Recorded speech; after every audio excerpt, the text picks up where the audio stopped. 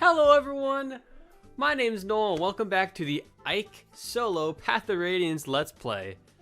So, I just want to start by saying, I have jumped through so many hoops just to be able to get to where I am right now.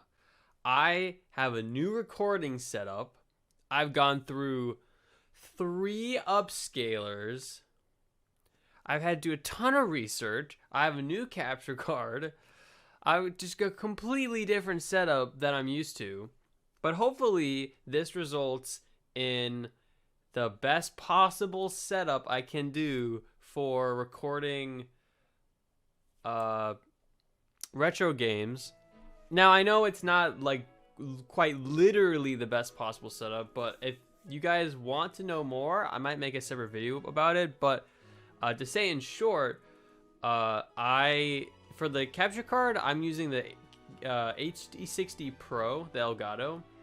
It goes into the PCIe port into my game computer that I built, and I'm also using the RetroTink 2X. So essentially, it's a line doubler. It's like a form of an upscaler, and essentially what it does, it takes whatever the retro game is outputting, and it doubles it, and it upscales it to 480p, which is what the Elgato likes. And so I'm able to record things like really crisp, and the color is great because I have these really good retro RGB component cables, like the RetroVision cables. They're made specifically for the Wii that I'm using right now to play this GameCube game. So like hopefully like everything is going smoothly, and with this setup I'll actually be able to stream games, retro games as well. So at the last episode I used this upscaler.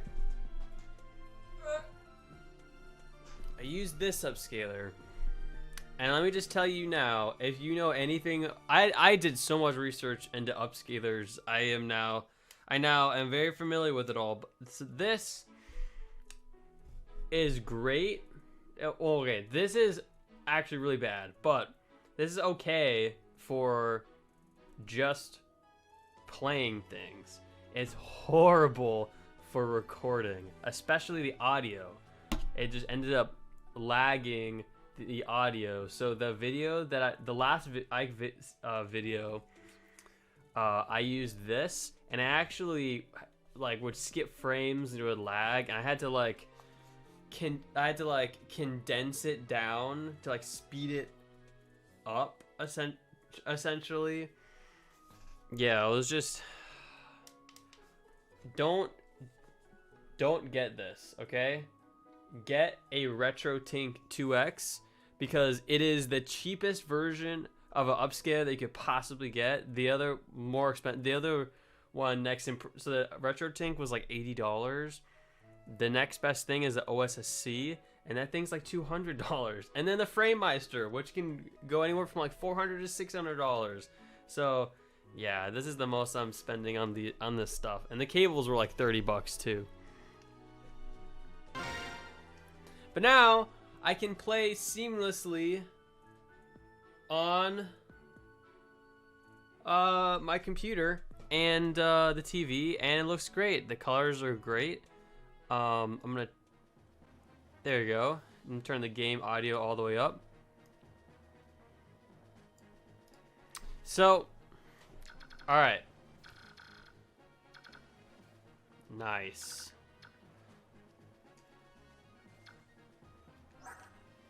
Okay.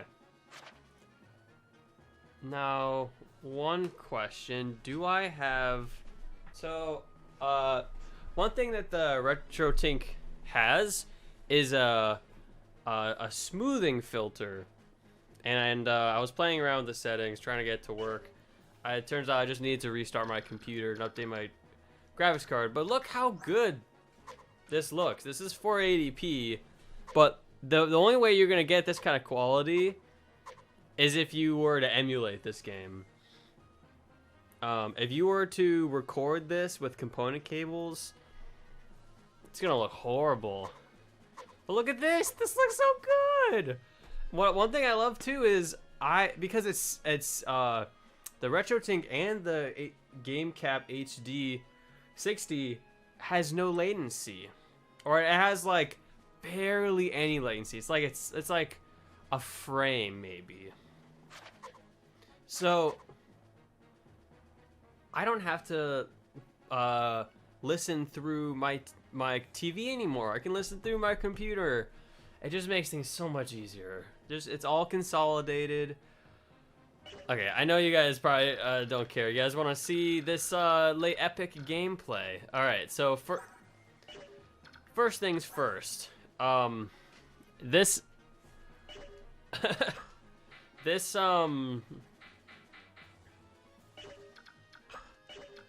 Oh, okay. I've already started. All right, gotcha. Okay. One thing you want to know about this? All right, so our strategy. We're gonna form a wall, and we're gonna wait out the 6 turns. Our Ike is so beefy, and Gotri and Titania are so beefy. They don't need to fight. We don't want to waste Ike's precious swords. Those are all the swords he's got until chapter 7. So we're just gonna move everyone to the corner, because the best part is that nobody comes through this gate. Now, if you are, I think there's probably like a, oh, there's a hammer. We'd never be able to use a hammer. Does someone have a key?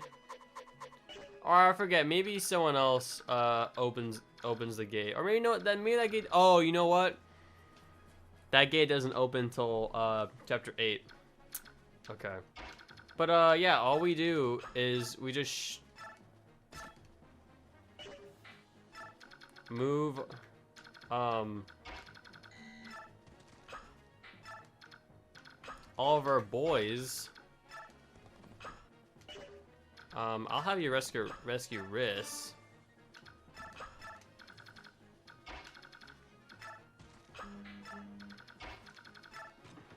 And then let's see, items, unequip, good. Rescue. Oh no, actually, hold on, I have a plan. All right. Items, all right, so you are unequipped, good. So we're gonna rescue you.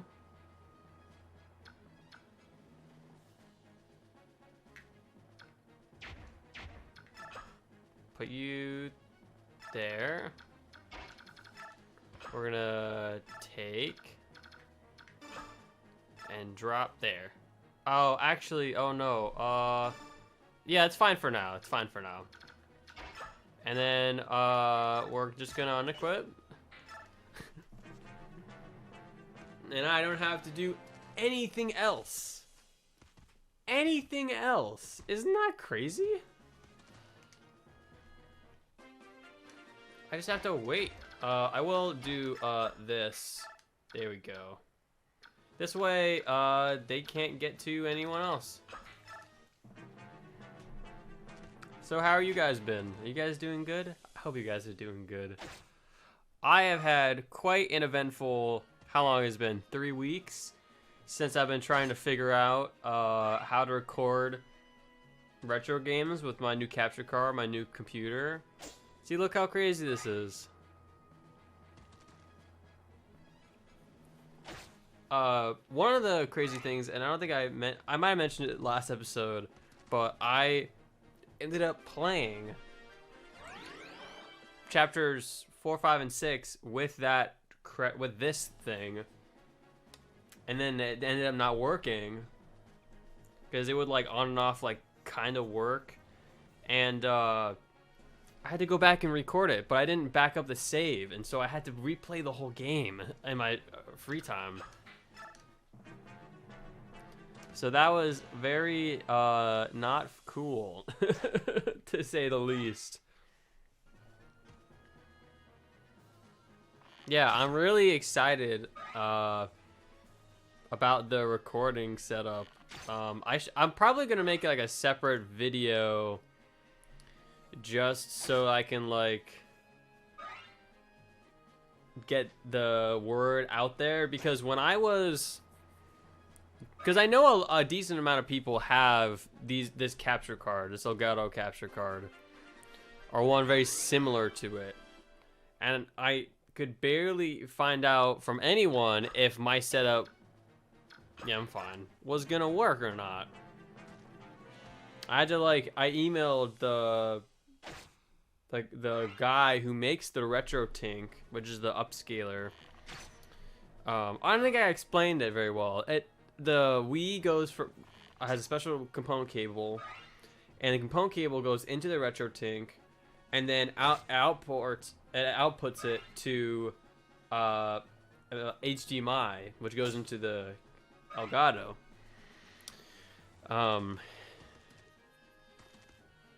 I love this. This is so good. The colors are just so good. I love this. This is great. Yeah, we're not gonna waste anything.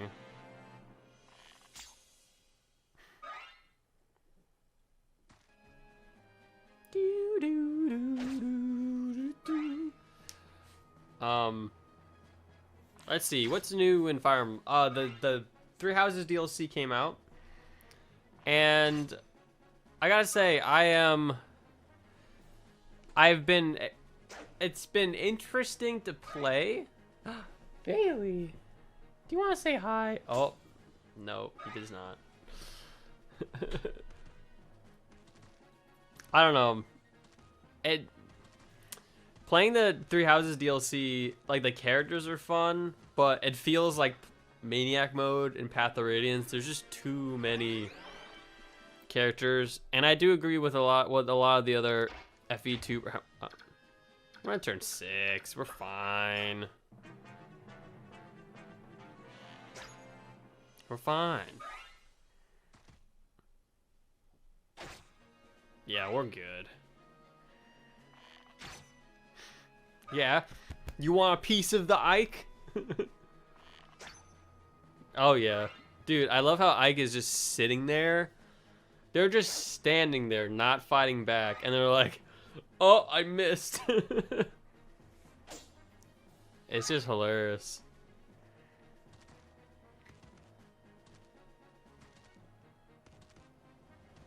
I wonder if this is the solution for Chapter 8 too, actually.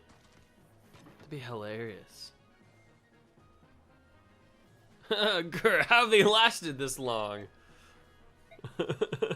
Retreat! They're statues. We've cleared the surrounding area of Daein troops. There's no question about it. We're enemies of Daein Kingdom now, aren't we? Yeah, what's cool is this is the first time I'm playing through this setup, so the slightly better visuals are new to me.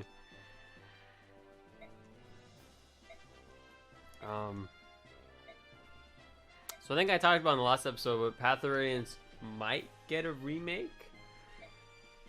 I would love it if they gave it a remake, but I don't think they're going to. I feel like I don't know. They could.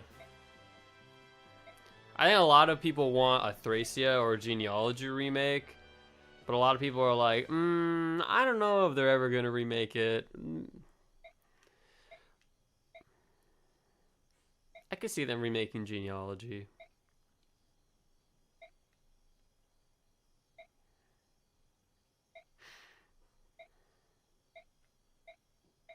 The cutscene.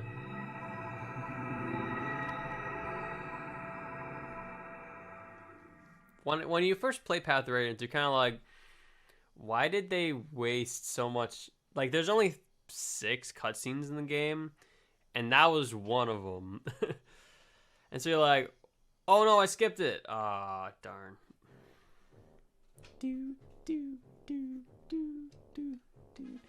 The guy on the right looks like a history teacher that used to go to my high school. Anyone who knows me knows who I'm talking about. So he didn't have blue hair. Imagine he has brown hair. And he teaches history.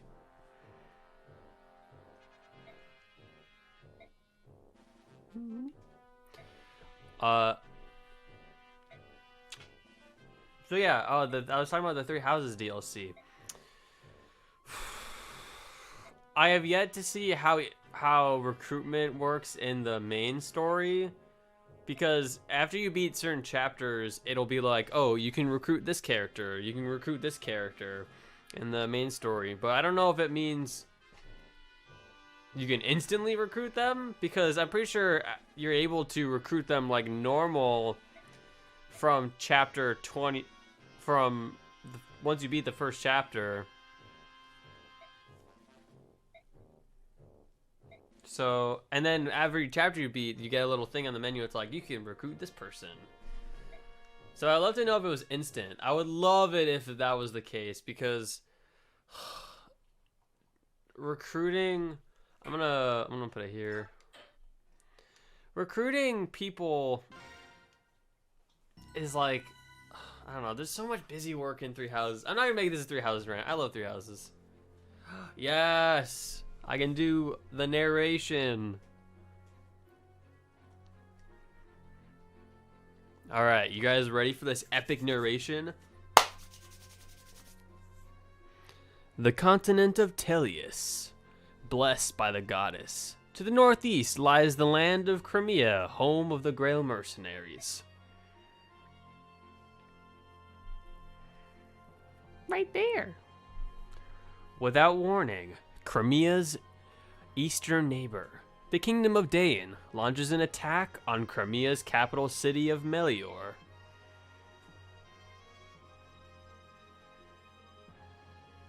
In case you're wondering, the weird-looking characters, like the Sanskrit characters, that's the language of some of the Laguz. I think it's also like a magic language. It's like some ancient language, essentially. They don't ever translate it. Ike leads a handful of mercenaries to Melior to confirm Soren's news of the attack. En route, they happen upon a young woman, unconscious but unharmed. Fearing for her safety, they take her to their stronghold.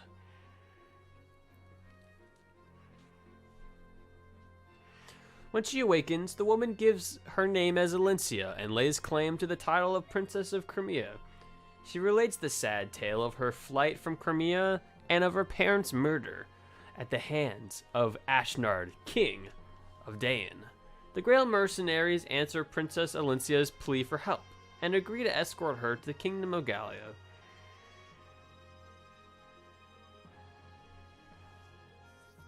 That is the Furry Nation. Located southwest of Crimea, Gallia is home to the Laguz, a race quite unlike Ike and his fellow Bjork.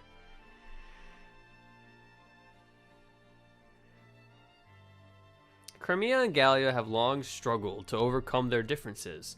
In recent years, the two kingdoms have done much to ease the prejudice between the Laguz and the Bjork factions.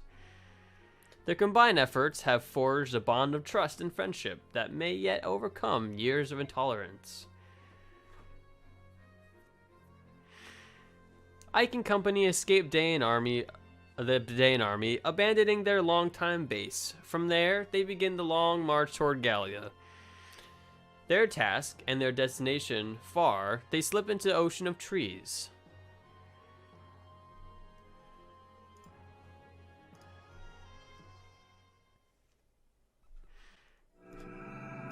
Okay. Ooh, that's loud.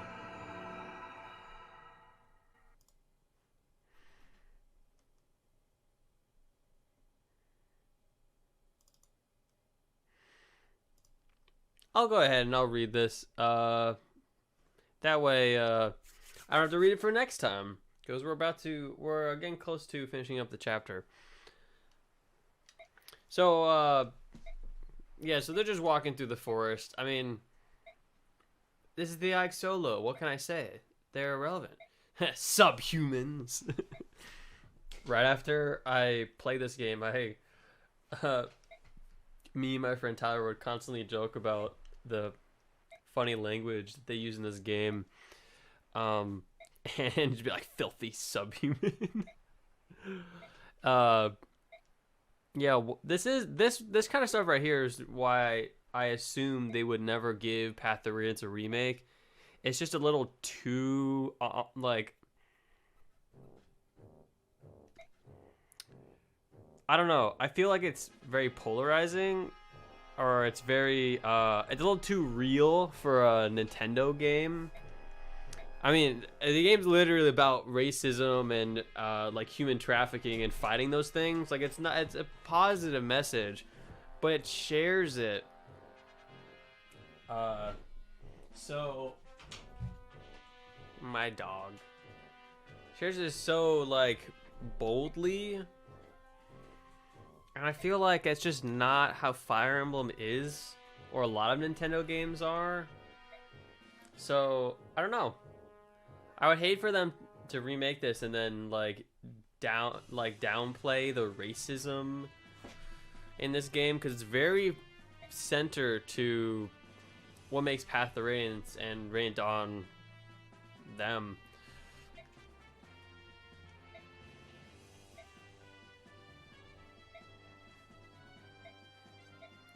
This next chapter, I'm pretty sure is just no more different than the rest. I think we're on chapter 5 or chapter 6. Yeah.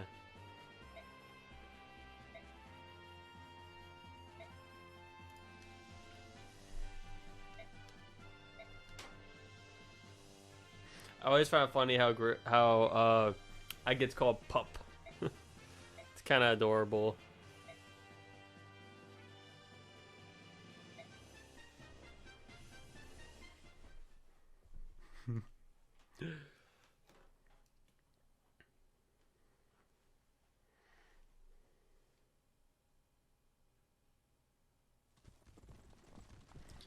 This is one of the first chapters in the Ike solo where it's actually easy to just use only Ike, because you can just keep everyone in the trees. A surprise attack. My dog's just kind of walking all over the place. What you doing, Bales? What you doing? My lord? I am no lord. I remember, I think I was making a comment about the regal sword in a past episode. And the one obvious thing I didn't mention was that even though it's ironic, because regal means it's like royal, it's like knightly essentially, or it's befitting of a king or queen. And so it's kind of funny that this nobody has that sword. It's even more funny considering that the normal lords have rapiers and he has the regal sword. Okay. All right. We're gonna leave this for the next one. Thank you guys so much for watching. I hope you enjoyed the video.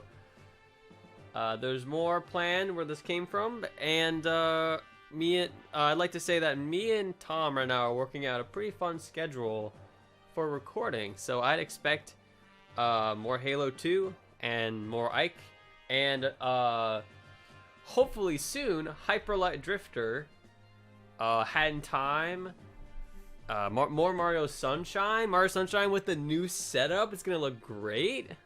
All right. I'll catch you guys later.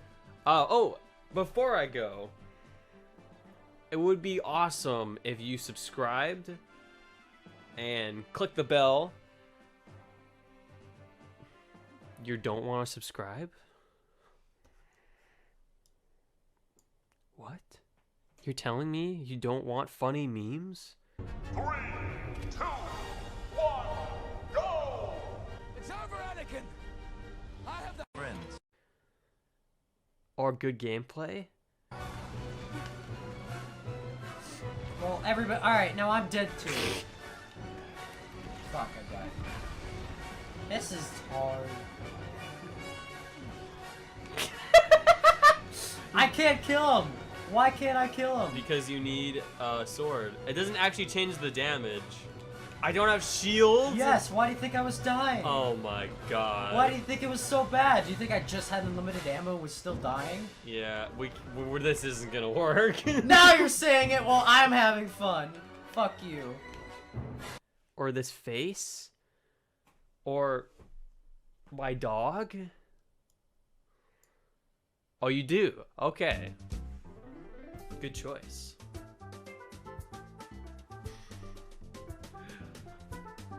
I'll see you guys later.